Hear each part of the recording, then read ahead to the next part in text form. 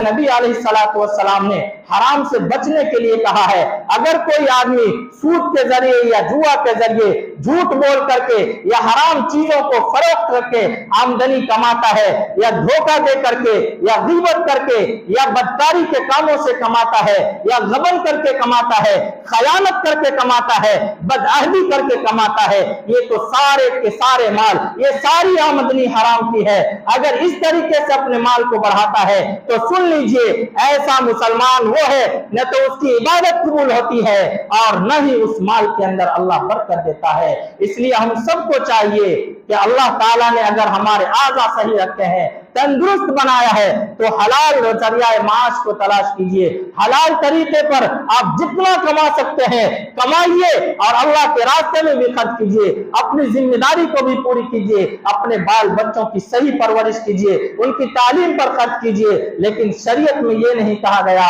کہ غلط طریقے سے مال کو کماؤ۔ اچانک عام طور سے دنیا کے اندر جو راتوں رات مالدار بنتے ہیں، اچانک عام طور سے جو ایک دن کے اندر مالدار بن جاتے ہیں، آپ اس کو اٹھا کر کے دیکھیے، اس کے واقعات کو پڑھیے، اس کی تاریخ کو پڑھیے، تو یقیناً وہ کسی نہ کسی گناہ میں ملوث ہوگا، یقیناً کہیں نہ کہیں اس نے دھوکہ دھڑی کی ہوگی، یقیناً اکثر بہت سے ایسے انسان ہیں جو اگر ایک رات میں مالدار ہوتا ہوا دکھ جائے تو آپ اس کی چھان بین کر کے دیکھ لیجئے گا، اکثر کے حالات ایسے ہوں گے کہ انہوں نے بڑا ہاتھ مارا ہوگا، اسی لیے ایک دن کے اندر مالدار بن گیا، ایک دن کے اندر اس کے پاس مال کے انبار لگ گئے۔ تو یقیناً اللہ کے نبی علیہ السلام نے فرمایا کہ اگر مال کی زیادتی خواہش ہے، کماؤ، منع نہیں کیا گیا۔ اللہ کے نبی نے ہی نہیں، اللہ نے خود قرآن میں فرمایا وَابْتَغُوا مِنْ فَضْلِ اللَّهِ، اللہ کی زمین پر پھیل جاؤ اور وہ زمین پر دنیا کے گوشے گوشے میں چلے جاؤ، جہاں سے بھی تمہیں رزق ملے